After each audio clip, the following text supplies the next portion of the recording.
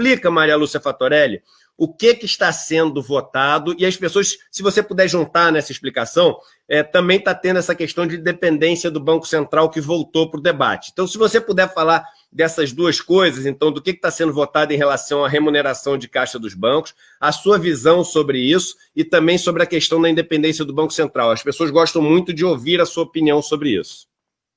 Ok, Eduardo. No Senado, são 2 projetos distintos, tá? O da independência do Banco Central é o PLP 19 de 2019. A independência do Banco Central está sendo tentada aqui no Brasil desde 1989, logo após a Constituição.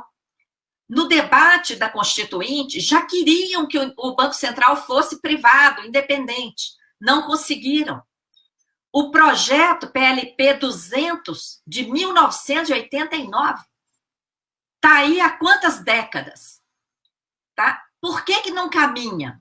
Porque sempre nós tivemos uma oposição aguerrida a esse projeto, que entrega de vez, assim, o Banco Central no Brasil tem sido administrado pela banca privada sempre, tanto nos governos militares, como Collor, Fernando Henrique, Lula. Você vê, quem foi presidente do Banco Central na época do Lula? Henrique Meirelles, banqueiro, sempre foi dirigido por interesses de banqueiros. Tá? Agora, querem entregar para as pessoas entenderem bem o que significa independência do Banco Central, é o seguinte: é independência em relação ao Estado, gente. É um Banco Central inteiramente controlado pelo mercado. Porque hoje ele tem sido controlado pelos bancos, como a gente falou, mas se tivermos um presidente da República efetivamente estadista, pode chegar e dizer: agora o Banco Central vai ser Banco Central do Brasil. Não vai ser mais o Banco Central da banca. Se passar a independência do Banco Central, podemos eleger quem for, que não adianta. O Banco Central está lá entregue ao mercado. O outro projeto é o PL 3877, agora de 2020, apresentado agora durante a pandemia. Esse projeto 3877 de 2020, o que ele quer fazer? Ele quer transformar em lei a remuneração da sobra de caixa dos bancos. O que é isso? Todos nós, aqui no Brasil, quase todo mundo tem conta bancária. Cerca de 40 milhões, esse número diminuiu agora com a bancarização para receber o auxílio emergencial. Menos de 40 milhões de pessoas no Brasil é que não tem conta bancária. Todo o resto tem. Mais de 160 milhões de brasileiros têm conta bancária. Todas as empresas têm conta bancária. Órgãos do governo têm conta bancária. Todo esse dinheiro que está depositado ou aplicado nos bancos forma um volume de dinheiro que está no caixa disponível para ser emprestado, exceto um pedacinho da reserva lá do depósito compulsório que os bancos não podem emprestar. Só o depósito compulsório que os bancos não podem emprestar. Todo o resto os bancos podem emprestar. No mundo inteiro, os bancos correm atrás, oferecem juro baixinho para emprestar. Porque se eles não emprestarem, o dinheiro vai ficar mofando na gaveta, eles não vão ganhar nada. Aqui no Brasil está tendo o abuso indecente das chamadas operações compromissadas, que é uma operação que o Banco Central aceita o depósito com a desculpa de controlar o volume de moeda em circulação e remunera para os bancos usando o título da dívida pública. Os bancos depositam a sobra de caixa no Banco Central, o Banco Central entrega título da dívida para os bancos, pode durar um dia só essa operação, quantos dias os bancos quiserem, e remunera. O que aconteceu agora durante a pandemia, Eduardo? No dia 23 de março, primeiro dia útil da pandemia, o presidente do Banco Central liberou um pacote de liquidez para os bancos de 1 trilhão e 200 bilhões. Dia 23 de março. Ele fez YouTube, anunciou publicamente o pacote, está em vários jornais. O que significou isso? Qual era a justificativa para esse pacote?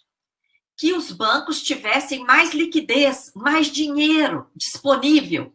Então, ele diminuiu aquele compulsório para sobrar mais no caixa dos bancos. E várias outras medidas para que os bancos tivessem mais dinheiro para emprestar para as empresas.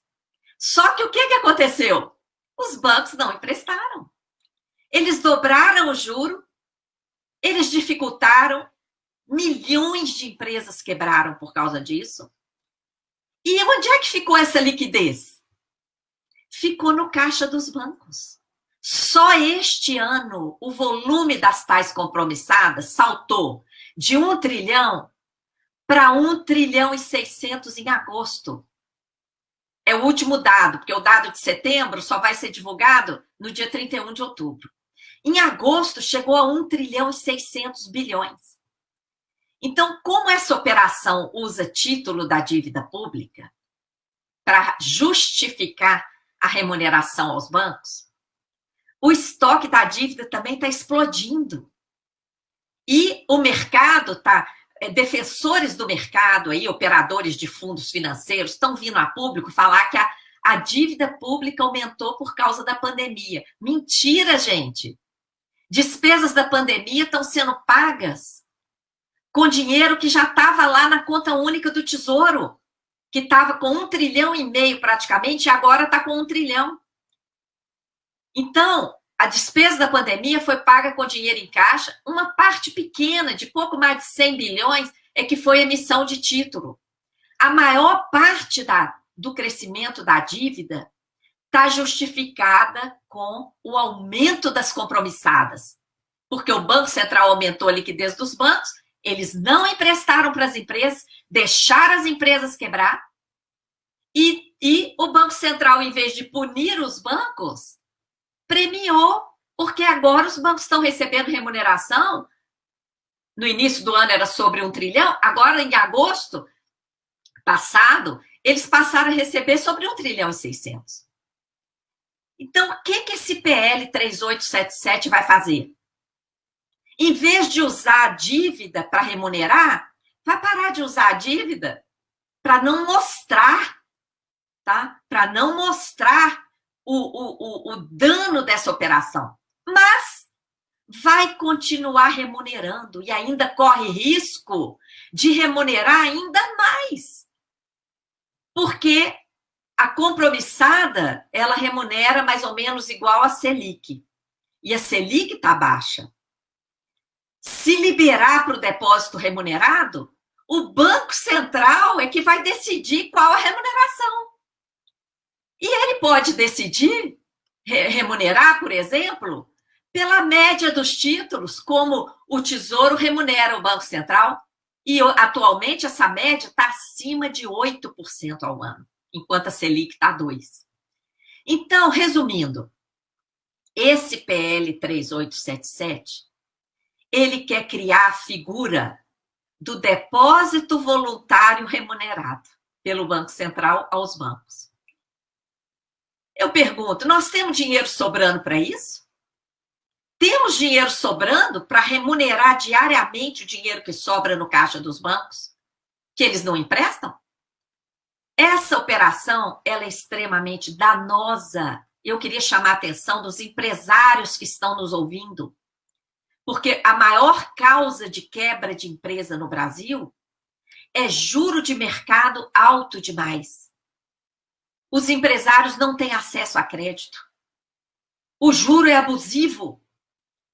Quem recorre a empréstimo bancário acaba quebrando, não dá conta de pagar, porque o juro é extremamente abusivo. Só aquelas empresas que já estão ali com uma encomenda engatada, que se não pegar aquele empréstimo para comprar uma matéria-prima, contratar um maquinário, alguma coisa, só essas que dão conta ali de pagar o empréstimo. Ou então, as grandonas, né? Porque aí essas conseguem empréstimo subsidiado, essas conseguem juro bem baixinho. Mas, em geral, juro aqui no Brasil é um escândalo. Por quê? Os bancos preferem a remuneração diária garantida pelo Banco Central do que emprestar para a economia. Então, fica aí uma falsa escassez de moeda. Por quê? A moeda, 1 trilhão e 600, 23% do PIB, está sendo remunerado lá pelo Banco Central. Então, esse é o debate, Eduardo. É uma operação extremamente danosa, não é? E todos nós sabemos que recurso circulando na economia é como sangue circulando na veia de um corpo. O dinheiro tem que circular, e para circular, o juro tem que ser baixo.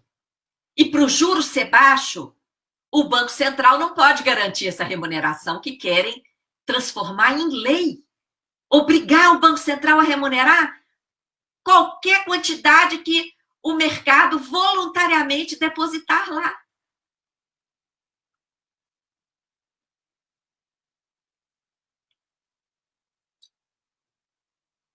Eu não te ouço, Eduardo. Opa, vamos lá. No Brasil, tem gente perguntando nos comentários, como é que é no resto do mundo, não sei o quê. No Brasil, as operações compromissadas, elas equivalem a mais de 20% do PIB, se você for olhar em termos de volume que está sendo feito. O segundo país do mundo que mais usa isso, existe esse instrumento em outros lugares do mundo, são as operações de repo. Repo quer dizer Repurchase Agreement, ou seja, o compromisso de recomprar. É por isso que o nome é compromissada. O segundo país que mais usa do mundo tem 3% do PIB. Então, eu vou repetir, o Brasil tem mais de 20% do PIB, o segundo país... Isso é um dado, tá? Isso é um dado que eu estou passando. Em relação a essa medida que está sendo proposta, eu falei para a Maria Lúcia, e eu tenho uma mega preocupação de ser super responsável aqui em todos os meus comentários. Eu só comento e opino depois que eu estudo. Eu não estudei ainda esse PL, eu vou estudar. Já ouvir a Maria Lúcia já me ajuda muito para eu poder ter essa visão dela, que é muito importante para mim. Eu vou ler para poder ter a minha visão também em relação a isso, mas uma dúvida que eu falei para a Maria Lúcia, que eu não consigo entender, né, é o seguinte: a taxa, que é a taxa da LFT, que é o título assim de menor risco que existe no país, é aquele pós-fixado, é o título que as pessoas usam para remunerar o seu caixa. Esse título, os bancos, eles passaram a exigir um spread, ou seja, acima do que o governo estava oferecendo, recorde. Em muito tempo, os bancos não pressionam tanto o governo para poder comprar esses títulos. Aí eu falei, pô, eu não consigo entender por que a gente enxuga tanta liquidez se os bancos estão forçando tanta barra para comprar o título. Porque se você enxuga menos liquidez, os bancos vão ficar com mais dinheiro sem saber o que fazer, vão ter que acabar comprando esses títulos, você diminui esse spread. Elas não são ligadas diretamente, mas tem. Você vai dizer, mas o spread vai continuar alto entre um e outro, mas a taxa vai cair compensando esse negócio. Então, enfim, é difícil entender, né?